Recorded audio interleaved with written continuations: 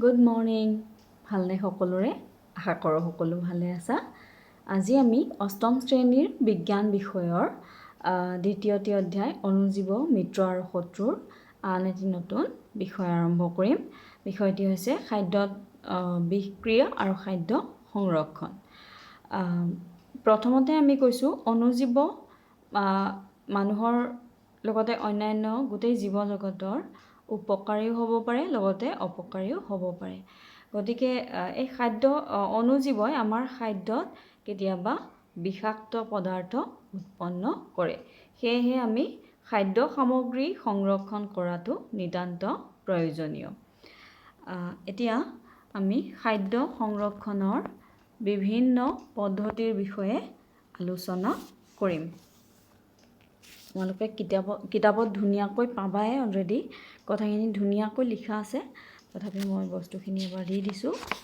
বুজি পোৱাটো খুবেই জৰুৰী খাদ্য বস্তু সংৰক্ষণ যিহেতু খাদ্য বস্তু আমাৰ জীৱন ধাৰণৰ লগত আমাৰ জীয়াই থকাৰ লগত জড়িত হয় নে নহয় গতিকে খাদ্য বস্তুৰ বিষয়ে জনাটো আমাৰ খুবেই প্ৰয়োজন ইয়াৰে প্ৰথম পদ্ধতিটো হৈছে ৰাসায়নিক পদ্ধতি অণুজীৱৰ বৃদ্ধিৰ নিয়ন্ত্ৰণৰ বাবে ব্যৱহাৰ কৰা সাধাৰণ ৰাসায়নিক দ্ৰব্য দুবিধ হ'ল নিমখ আৰু খোৱা তেল আমাৰ খাদ্য সংৰক্ষণ কৰিবৰ বাবে প্ৰধান যি দুটা সাধাৰণ ৰাসায়নিক দ্ৰব্য সেই দুটা হ'ল নিমখ আৰু খোৱা তেল এই দুয়োবিধক কি বুলি কোৱা হয় সংৰক্ষক বুলি কোৱা হয় সংৰক্ষক বোলা হয় প্ৰিজাৰভেটিভছ সংৰক্ষক অণুজীৱৰ পৰা ৰক্ষা কৰিবলৈ আচাৰত নিমখ বা এচিড সংৰক্ষক হিচাপে দিয়া হয় আমি দেখিছোৱে আমাৰ মাহঁতে দিয়ে নাই আচাৰত নিমখ দিয়ে বা এচিড দিয়ে সোডিয়াম বেঞ্জয়েট আৰু সোডিয়াম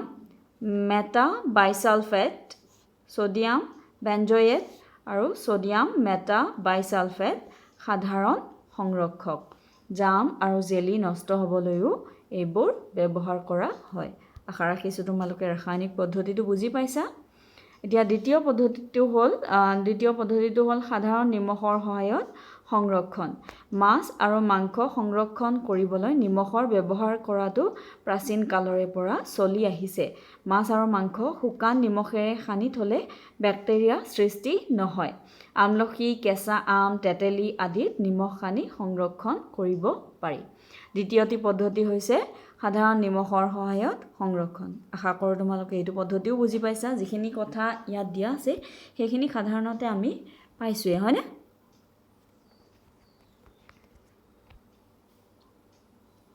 প্ৰথমটো ৰাসায়নিক পদ্ধতি নিমখ আৰু খোৱা তেল এইবোৰক সংৰক্ষক বুলি কোৱা হয় এইবোৰ দিলে খাদ্য বস্তু সংৰক্ষণ কৰি ৰাখিব পাৰি লগতে সোডিয়াম বেঞ্জয়েট আৰু সোডিয়াম মেটাবাইসালফেট এই দুটা সাধাৰণ সংৰক্ষক জাম জেলি এইবোৰ নষ্ট নহ'বলৈ এইবোৰ তাত দিয়া হয় দ্বিতীয় পদ্ধতি সাধাৰণ নিমখৰ সহায়ত সংৰক্ষণ ইয়াতো আমি পাইছোৱে নিমখ দি পেলাই বিভিন্ন ধৰণৰ সামগ্ৰী সংৰক্ষণ কৰিব পৰা যায় তৃতীয় পদ্ধতি হৈছে চেনিৰ সহায়ত সংৰক্ষণ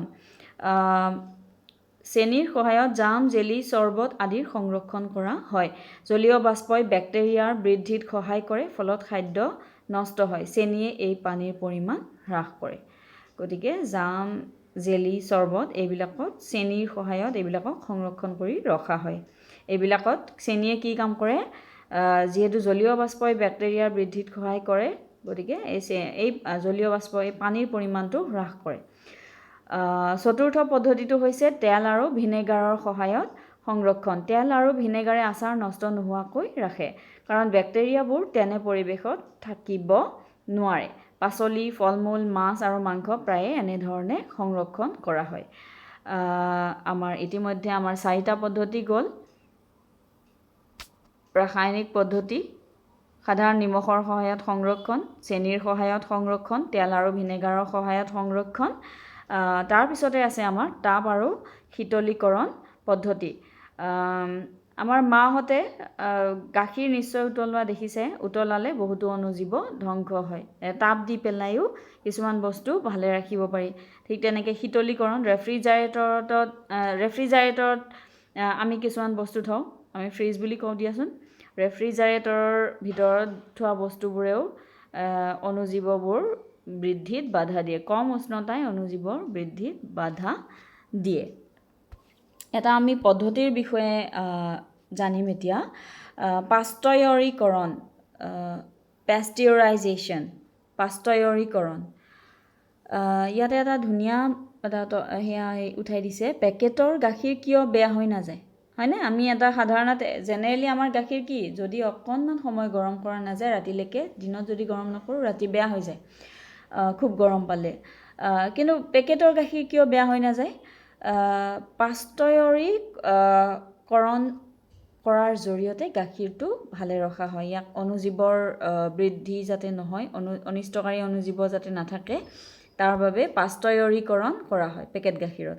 চোৱা, পাষ্ট্ৰয়ৰী কৰা গাখীৰ উতলাই নোলোৱাকৈও খাব পাৰি, কাৰণ এনে গাখীৰত অনিষ্টকাৰী অণুজীৱ নাথাকে। এনে গাখীৰ 15 পৰা 30 ছেকেণ্ডলৈ 70 ডিগ্ৰী চেলচিয়াছলৈ উতলোৱা হয় আৰু হঠাতে বৰফ ঠাণ্ডা কৰি জমা কৰা হয়।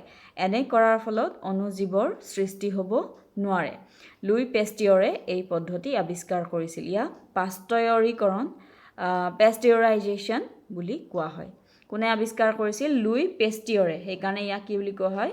পাষ্ট্ৰয়ৰীকৰণ। এই গোটেইকেইটা পদ্ধতি আমি পালোঁ। লগতে আমি আৰু এটি বিষয়ৰ জানিম, নাইট্ৰজেন যৌগীকৰণৰ বিষয়ে।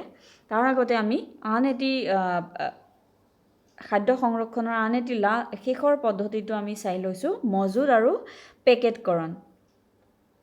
আজিকালি শুকান ফল মূল, আনকি পাচলিও অণুজীৱৰ আক্ৰমণৰ পৰা ৰক্ষা কৰি ৰাখিবলৈ বায়ু সোমাব নোৱাৰা পেকেটত বান্ধি বিক্ৰী কৰা হয়। গতিকে মজুত আৰু পেকেটকৰণৰ জৰিয়তেও খাদ্য সংৰক্ষণ কৰিব পৰা যায়। আশা কৰোঁ তোমালোকে পদ্ধতিকেইটা বুজি পাইছা। ধুনীয়াকৈ পদ্ধতিকেইটা লিখিবা। ধন্যবাদ।